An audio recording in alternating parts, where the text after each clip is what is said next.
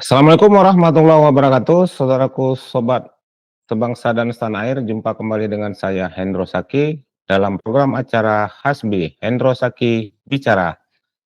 Nah, pada sesi yang ke-28 ini kita akan berbincang-bincang terkait dengan survei LSI di Pilkada Aceh. Siapa gubernur pilihan rakyat? Nah, kawan-kawan sekalian, beberapa hari lalu itu LSI merilis hasil survei terkait, Pilkada Aceh 2024. Nah, dari hasil survei tersebut, pada periode rentang waktu 5 sampai 12 November yang dilakukan oleh Lembaga Survei Indonesia, itu menunjukkan bahwa pasangan gubernur, Aceh di Pilkada 24, yakni pasangan calon urut nomor 2 Mudzakhir Manap, itu unggul dibandingkan dengan, rivalnya yaitu Bustami Hamzah, Fadil Rami, nomor urut 1. Nah, bersama kita ini telah hadir salah satu peneliti dari Lembaga Survei Indonesia, Bang Yus C. Kenawas. Assalamualaikum Bang Yus, apa kabar Bang? Waalaikumsalam Bang Hendro, kabar baik. Ya, gimana nih Bang, Alhamdulillah. situasi di Jakarta hujan Bang? Hari ini alhamdulillah lagi nggak hujan. Wah, kita ini dari sore hujan kita nih Bang. Oh, iya iya iya iya. Bang, Iya Bang. ini kan, beberapa waktu lalu LSI mengeluarkan rilis Bang ya, mengeluarkan rilis, terkait dengan Pilkada Aceh. Ya.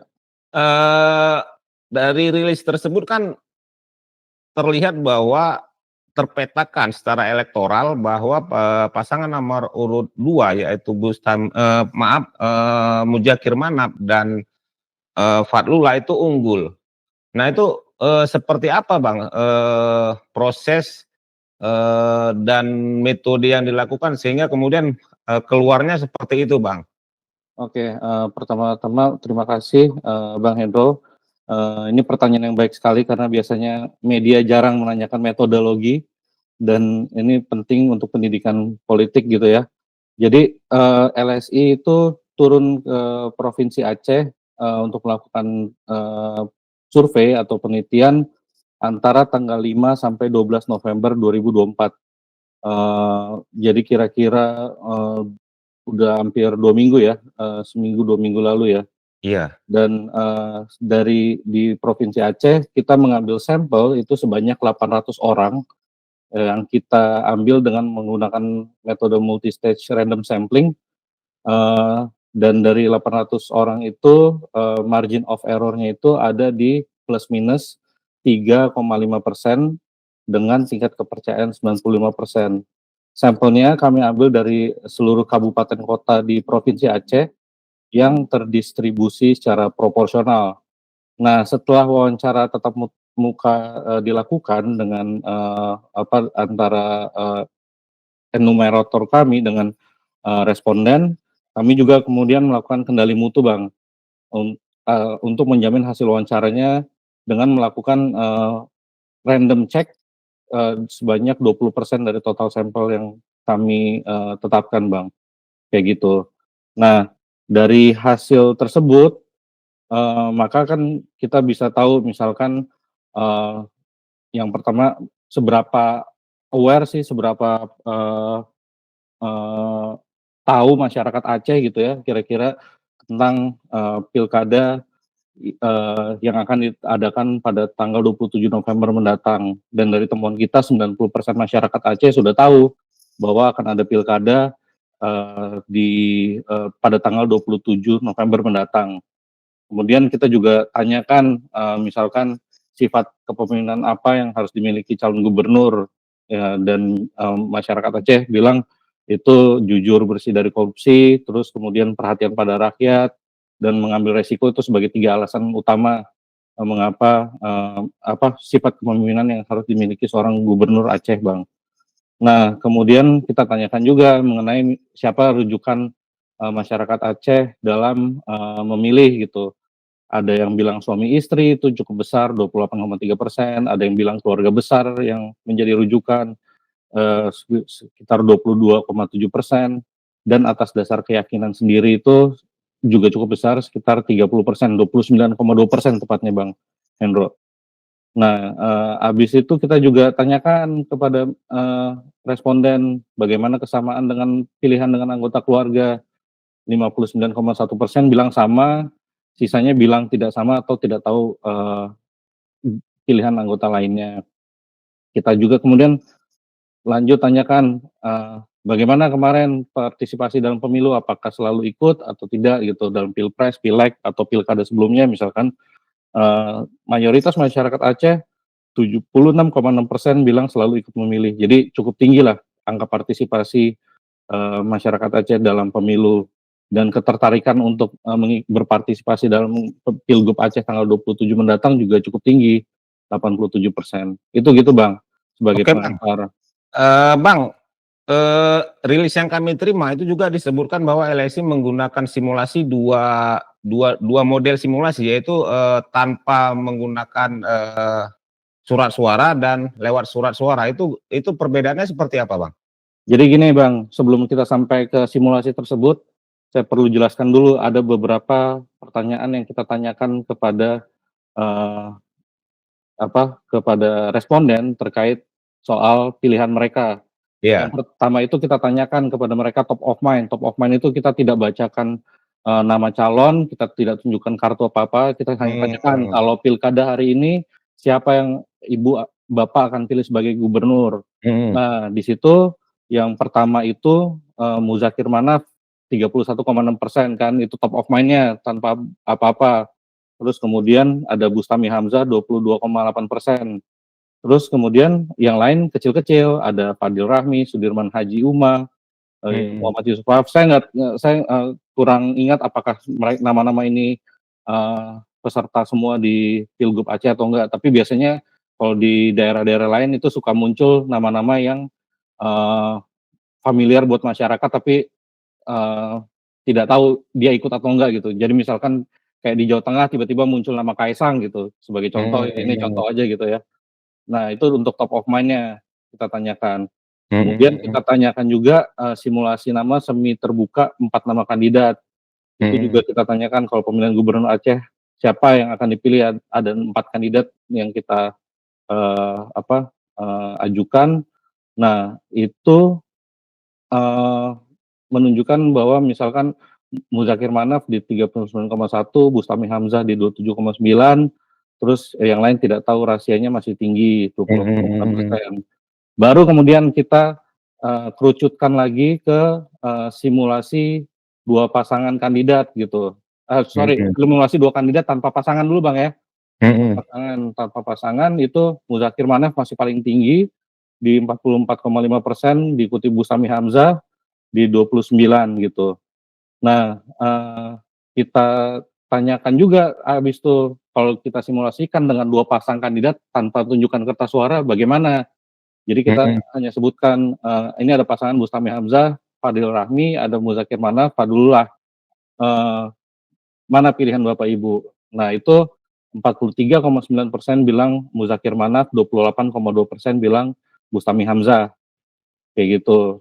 Baru kemudian kita tunjukkan nih, kita bawa simulasi kertas suara ini, mhm. ada simulasi kertas suara, silakan Bapak Ibu pilih di antara nama berikut, siapa yang akan dipilih. Nah, di situ keluar juga sebenarnya angkanya nggak jauh dari yang sebelumnya, ada kenaikan sedikit di Muzakir Manaf dan Fadlullah itu di 45,9%, diikuti dengan Bustami Hamzah dan Fadil Rahmi di 29,8%.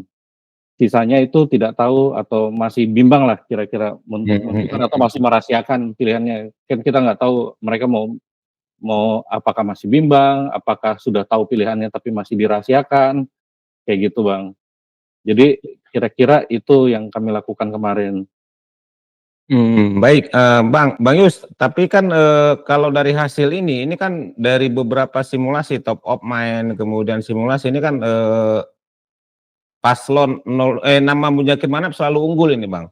Iya, Itu ada digali faktor-faktor kenapa dalam beberapa simulasi ini dari top of mind sehingga penggunaan, tanpa surat suara itu Mujahid Manap selalu unggul gitu Bang? iya, Apa ada penggalian gitu?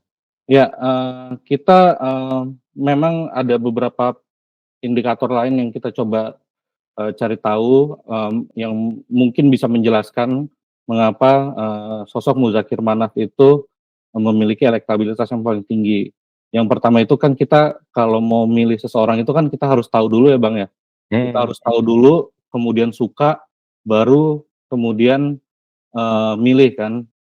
Nah, dari semua nama, kandidat termasuk, wakilnya, itu sosok Muzakir Manaf itu popularitasnya paling tinggi, Bang. Ada 75,1% mengetahui sosok Muzakir Manaf mhm dan, mhm. dari yang tahu 66,7% itu suka dengan Muzakir Manaf. Sedangkan untuk Bustami Hamzah itu hanya 57% yang tahu, 57,8%. Popularitasnya hanya 57% 57 ko ya? iya 57,8%. Kedisukaannya, 68%. Untuk Fadlullah ini wakil, Muzakir ya, Wakil Bang, ya? iya, wakil Iya. gubernur dari Muzakir Manaf. Nah, itu juga, 53% dan tingkat kedisukaannya juga, tinggi, Bang. Jadi, ada support juga di sini dari, calon wakil gubernur dan baru diikuti terakhir yang, paling rendah popularitasnya itu Fadil Rahmi dengan 47% tingkat kedisukaan, artinya dari mereka yang tahu 76% Mhm suka dengan mhm. Fadil Rahmi gitu. Seperti itu, Bang. Jadi yang pertama itu soal awareness dan, likability. Jadi awareness, Pak Muzakir Manaf itu paling tinggi di antara, calon lainnya, kayak gitu. Jadi kan harus tahu dulu intinya kan, tahu, suka, dan kemudian baru milih. Setelah itu kita juga coba gali, apalagi, faktor lain yang mungkin menjelaskan. Yang faktor lain yang mungkin menjelaskan adalah citra personal Pak Muzakir Manaf ini dilihat lebih positif dibandingkan calon lainnya, atau di dalam konteks ini, dibandingkan Bustami Hamzah gitu ya, menurut survei kami yang temukan. Mhm mhm. Untuk, aspek perhatian pada rakyat memang agak berimbang, tapi lebih unggul sedikit dibandingkan, Bustami Hamzah. Untuk aspek jujur bersih dari korupsi juga lebih tinggi dibandingkan Bustami Hamzah. Kemudian, Pak Muzakir Manaf juga dinilai itu sebagai sosok yang berani dan tegas, serta religius taat beragama itu meski agak berimbang, beda dikit tapi Pak Muzakir Manaf unggul sedikit dibandingkan Bustami Hamzah. Kemudian yang lumayan agak jauh juga ini soal bugar dan sehat, 74,5% bilang mereka yang tahu Pak Muzakir Manaf itu menilai beliau sosok yang bugar dan sehat. Serta yang terakhir itu beliau dianggap, mampu memimpin provinsi Aceh gitu, Bang. Itu Oke. penjelasan lainnya. Penjelasan ketiga kenapa misalkan Pak Muzakir Manaf itu elektabilitasnya saat ini masih yang tertinggi, setidaknya berdasarkan survei kami terakhir ya, di 5 sampai 12 November, itu adalah, intensitas atau, ya pokoknya intensitas atau luasnya, sosialisasi yang dilakukan oleh, Pak Muzakir Manaf. 14,4% dari responden itu mengaku pernah melakukan pertemuan tatap muka dengan, Muzakir Manaf. Kemudian di koran, meski koran mungkin, pembacanya kecil, tapi Pak Muzakir Manaf 25,1% yang baca koran itu pernah melihat nama beliau di koran. Mhm. Di sosialisasi radio juga, meski mungkin juga kecil yang mendengarkan radio, tapi, lebih tinggi Pak Muzakir, beda 3 persenan, 2,8% lah tuh, sekitar 2,8% dari Bustami Hamzah, 14,7% pernah mendengar lewat radio. TV Pak Muzakir Manaf juga tinggi di 36,8, internet juga, memimpin di 37,6, serta spanduk baliho atau stiker itu juga tinggi di 64%, mengaku pernah melihat nama Muzakir Manaf melalui spanduk baliho atau stiker. Serta yang penting juga itu adalah tim ses, 14,4% mengaku pernah didatangi tim ses, eee, Pak Muzakir Manaf, kayak gitu, Bang. Itu beberapa faktor. Jadi yang pertama itu tadi soal popularitas, yang kedua itu soal, citra personal kandidat, dan yang ketiga itu soal intensitas, atau, ya intensitas dari, sosialisasi yang dilakukan Pak Muzakir Manaf ataupun tim. kayak gitu, Pak. Baik baik, Bang Yos. Kalau kita lihat data yang dirilis oleh LSI ini kan size antara paslon 01 dan 02 nih jaraknya cukup lumayan jauh, Bang, ya? Iya Size-nya lumayan jauh, itu, 45 dibandingkan dengan 43 dibandingkan dengan 27 dan juga 45 dibandingkan dengan 29. iya. Ini mungkin nggak, Bang, misalnya paslon 01 bisa menyalip ketertinggalan itu dalam rentang waktu pilkada yang hanya 5 hari lagi ini? Kalau mungkin atau enggaknya itu, selalu akan ada kemungkinan, Bang. Dimanapun pilkadanya kita akan bilang selalu ada kemungkinan. Nah, tapi apa yang menentukan itu kan, nanti tergantung yang paling penting adalah kinerja timnya, ya kan. Kinerja timnya bagaimana, selama waktu kurang dari seminggu ini, apakah masih, bisa masif atau sudah bergerak masif atau enggak, atau lebih, aktif lagi itu kan, tergantung dinamika di lapangan, Bang. Yang harus dicatat juga memang yang tadi saya katakan bahwa, yang tidak tahu atau rahasianya itu masih, cukup tinggi, ya ada sekitar 24% gitu ya. 24% undecided voter, Bang, ya? Ya itu sebenarnya mungkin bukan sepenuhnya undecided, mungkin mereka sudah punya pilihan tapi tidak mau mengungkapkan pilihannya. Bisa jadi Mhm. memang undecided belum belum, belum menentukan pilihan. Tapi kan kita lihat juga nanti, di survei kami, itu ada, waktu menentukan pilihan, ya kan. Mhm. Itu 56,2% itu bilang bahwa, mereka baru akan menentukan pilihan dari 56,2% itu ya, 17,4 bilang saat kampanye resmi dilaksanakan, 28,3 beberapa hari sebelum pencoblosan, artinya hari-hari ini, dan kemudian 10,5 lain itu pada saat hari pencoblosan. Jadi Mhm. memang ini waktu yang krusial buat, semua pasang calon untuk, berlomba, mendapatkan, sisa suara yang tadi ada itu, Bang, Yang belum menentukan pilihan ini, Bang, ya, yang 24% ini? betul, yang belum menentukan pilihan ini. Dan kita nggak bisa tahu berdasarkan data yang ada sekarang, kita nggak bisa tahu apakah, 24% ini akan lari kemana gitu, akan lari ke, Apa mungkin lari ke paslon 01 semua atau lari ke paslon 02 semua nah itu? itu nggak bisa, kita nggak bisa tahu soal Heeh. itu. Artinya Karena mungkin mungkin dibagi secara proporsional itu tetap menang gitu atau gimana, Bang? ya kalau dibagi secara proporsional tetap menang, tapi kan permasalahannya, kita nggak tahu nih berdasarkan data yang kita punya saat ini, kita nggak tahu nih seberapa banyak orang yang akan lari ke, 01, seberapa banyak orang yang akan lari ke 02. Itu Mhm. semua tergantung apa, Bang, tergantung, Tim ya? kerja tim. Tim sama-sama bekerja, angka Ya 4% ini bisa terdistribusi sama atau gimana? ya mungkin aja kalau misalkan kita asumsikan tanpa ada faktor apa-apa yang lain ya, ini, Heeh. walaupun ini sangat tidak ilmiah gitu ya, tanpa ada faktor apa-apa lain, katakanlah sama-sama bekerja gitu dua-duanya, dan terdistribusi rata, ya bisa bisa jadi kayak gitu. Cuman, ya nggak, saya sebagai peneliti itu nggak punya basis untuk bilang apakah ini akan Mhm. terbagi secara proporsional atau enggak. Tapi kalau memang mau main utak-atik gatuk, mikir-mikir seperti itu, bisa jadi memang. Bisa jadi kita, terbagi secara proporsional. Tapi kan lagi-lagi tergantung nanti ada dinamika apa misalkan, di Mhm. ini kan, sudah, apa, dalam seminggu terakhir ini kan, ada dinamika apa yang terjadi di lapangan. Bagaimana tim di masing-masing kota kabupaten itu menyusun, strukturnya hingga ke tingkat TPS misalkan. Terus Mhm. bagaimana misalkan kampanye akbar yang dilakukan di hari-hari terakhir ini, bisa menarik massa dan membangun momentum.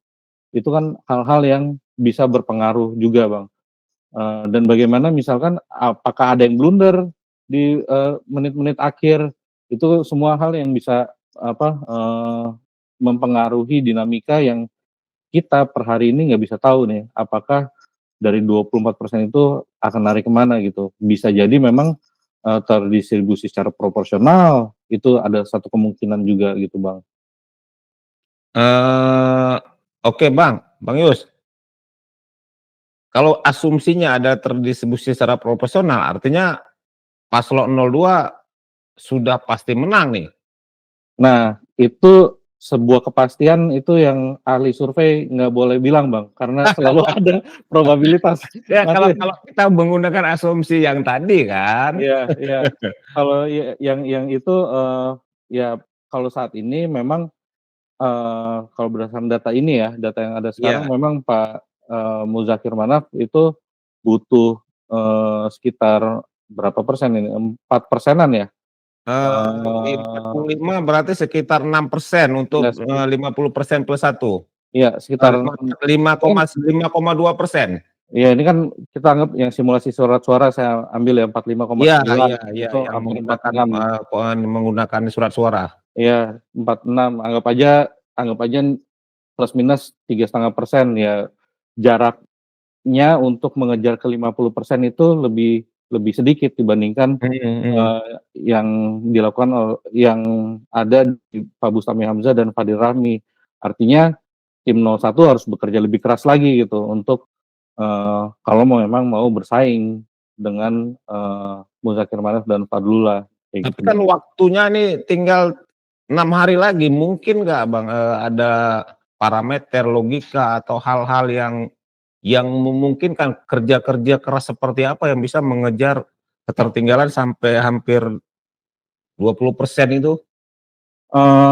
Ketertinggalan, mungkin aja Bang, yang kita nggak tahu adalah misalkan, di lapangan timnya sekuat apa, Iya, timnya Pak Muzakir itu sekuat apa di lapangan, timnya Pak Bustami sekuat apa, dan apakah koordinasinya misalkan sampai ke tingkat TPS, mhm, apakah kemudian, mereka berdua itu bisa meyakinkan, pemilih yang masih, bimbang, dan apakah mereka misalkan mampu menjaga basis gitu, Bang. mhm Dan mhm, itu memang, ada banyak faktor karena, berdasarkan pengalaman pilkada di tempat lain, eee, dalam waktu seminggu walaupun hampir ya walaupun kelihatannya sulit, ada aja gitu yang misalkan melakukan blunder, yang mhm, atau timnya kemudian masuk angin, ya kan, mmm, nggak tiba-tiba sudah merasa unggul, nggak bergerak gitu untuk artinya mengamankan. paslon 02 tidak boleh jumawa bahwa mereka pasti menang gitu ya? Iya, paslon nomor 2 harus, timnya harus tetap dijaga gitu, tidak boleh jumawa, terus, kemudian ya kerja-kerja itu belum selesai. Iya, dan Yang harus diingat paslon adalah nomor 1 nggak boleh langsung pesimis bahwa ini kalah gitu. betul betul, yang harus diingat kan, yang penting itu menang di pilkada, bukan menang di survei, Iya, iya kan? benar, Dan itu semua tergantung strategi tim, kekuatan tim, mhm, kesolidan tim, untuk meyakinkan pemilih atau pendukung mereka untuk datang. Jadi, jangan sampai misalkan, "Ah udahlah, nanti, yang unggul, eee, pasangan pilihan saya sudah unggul," gitu misalkan. Terus kemudian, pemilihnya malah nggak jalan ke TPS pas hari H, tidak nggak datang ke mencoblos, TPS, nggak ya ikut nyoblos. ya nggak ikut nyoblos. Nah itu kan bahaya juga gitu. Makanya kerja-kerja itu belum selesai sampai, hari H, pemungutan suara, kayak gitu, Bang. Iya iya iya iya. Mhm, Tapi kalau secara, ilmiah, secara ilmu ya mungkin, LSI kan sudah punya jejak rekam melakukan survei-survei di banyak pemilu kada dan bukan hanya tahun ini tapi tahun-tahun kebelakangan yang punya, bisa bukan prediksi tapi yang akurat Bang ya, yang akurat. Misalnya di beberapa, mhm, pilkada itu kan sangat akurat bahwa mhm. ketika hasil surveinya dikatakan bahwa si A unggul, kemudian pada hari H dan memang unggul gitu dan memang menang gitu, Bang. Iya Nah nah ini kalau di pilkada Aceh ini gimana? iya, untuk itu biasanya memang, eee, LSI pun secanggih-canggihnya LSI nggak pernah bisa bilang 100% bahwa ini unggul, kecuali memang keadaannya, katakanlah salah satu calon itu 85%, 75%, sedangkan ada calon lainnya cuman kecil-kecil. Nah, itu memang agak sulit gitu, Bang. Eee, Mhm. tapi dari pengalaman kami, yang harus diingat juga ini kan, survei, pada tanggal 12 November ya selesainya. Mhm. Dinamika sampai 12 November itu yang bisa kami tangkap. Setelahnya itu terus terang saya tidak mengikuti pilkada Aceh secara, Iya iya mendalam iya ya. iya. Artinya Nah, ada 15 hari ya, Bang, setelah survei ya? ya ada 15 hari setelah survei yang, memang, banyak hal bisa terjadi di antara itu gitu. Dan, ya kalau per hari ini kalau berdasarkan data survei hingga, kemarin memang, yang leading itu Pak Muzakir Manaf, Iya, paslon gitu ya, 02 leading. paslon 02 leading dan, semua lagi-lagi permasalahannya kan, kita juga lihat nih kemungkinan mengubah pilihan menurut basis calon gitu. Dua-duanya sudah punya pemilih yang cukup kuat gitu, Bang. Mmm, Dua-duanya sudah, dukungan terhadap keduanya itu sudah mengkristal gitu. mhm Pak mhm. Muzakir 73,8, yang pemilih kuatnya Pak, Bustami itu di 70,9. Pemilih, yang lemahnya itu Pak Muzakir di 17,4, Pak Bustami di 24,7. Jadi yang pemilih lemah ini masih bisa berpindah, masih apa, dan itu yang diperlukan kerja-kerja tim, Bang, Iya iya seperti iya, Pak. itu. Tapi kemungkinan dalam kurun waktu 15 hari, misalnya okelah dalam setiap hari, paslon 01 ini kenaikan elektabilitasnya 5%, 5%, 5% selama 2 minggu itu dalam, ilmu statistik berpeluang terjadi nggak, Bang? Atau memang itu sangat dimungkinkan? Kalau di dalam ilmu statistik itu selalu ada peluangnya, Bang. Iya, Seperti itu, peluang peluang akan selalu ada, peluang kan nggak pernah, ya kecuali ya pokoknya di ilmu statistik nggak pernah, tidak bisa pernah bilang menutup iya, peluang. menutup peluang gitu untuk Heeh heeh. itu. Jadi, kalau kerjanya benar, timnya kuat, terus kemudian, apa, mampu solid di lapangan, meyakinkan basis dan lain-lain, ya bisa bisa ada kemungkinan, naik gitu. Cuman lagi-lagi kan itu dengan asumsi, paslon 02 nggak melakukan kerja yang sama kan. Diam di Nah, tempat gitu ya. iya, paslon 02 pasti juga akan melakukan, kerja yang, serupa juga, strategi yang serupa Mmm, juga gitu. mhm Maksudnya mhm. memperkuat basis, memperlebar, jangkauan dan lain-lain, itu kan pasti dilakukan juga, nggak diem-diem aja gitu. Jadi memang, eee, pemilunya itu, saya, sebagai, peneliti gitu ya, nggak bisa benar-benar bilang, "Oh ini pasti menang," gitu. Karena selalu akan ada sesuatu yang Kemungkinan, Bang, ya. kemungkinan yang Iya bener. heeh, kayak gitu. Tapi Nah, tapi enggak, saya tadi berpikirnya karena size maksudnya jarak antara paslon 01 dengan 02 kan ini sangat jauh gitu, Bang, mhm, hampir 20% ya, hampir 20%. Artinya dalam rentang waktu 2 minggu itu apakah mungkin, eee, bisa mencapai angka di atas 20% mengejar elektabilitas tadi itu, gitu. iya, ya itu kemungkinan selalu ada kemungkinan, apalagi yang tadi yang masih tidak tahu atau rahasianya itu masih, eee, lumayan 24% dua gitu puluh ya? empat persen gitu kan, dan ini kan jadi rebutan keduanya, Bang. Mhm. Itu yang hanya bisa saya katakan adalah, Pak Muzakir Manaf, untuk mengejar ke 50% itu butuh kerja, butuh jarak yang lebih sedikit lah, butuh jarak Iya. yang lebih sedikit dibandingkan Pak Bustami. Tapi jangan juga akhirnya kemudian jadi lengah gitu untuk tim yang sudah unggul. Buat tim yang masih itu, ya kan orang kan selalu ini Bang, selalu akan bilang, eee, survei punya efek gitu. Nah ini Mhm tergantung, bisa jadi survei itu punya efek, bandwagon, bisa jadi mhm survei punya efek, underdog gitu. Jadi yang tim mhm. yang ke bawah mencoba mengejar ke atas. Ya itu lagi-lagi yang saya katakan berkali-kali tergantung kerja tim.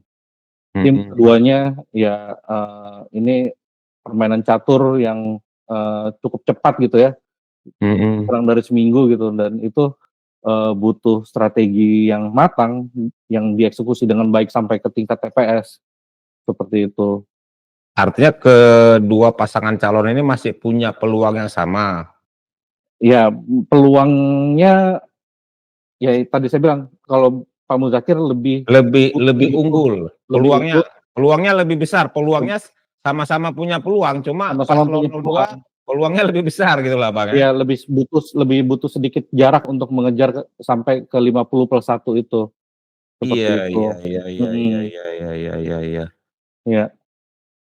Baik, Bang Yus, makasih banyak ini, Bang, atas keterangannya, Bang, yang luar biasa nih, saya dapat banyak ilmu baru nih dari Bang Yus nih.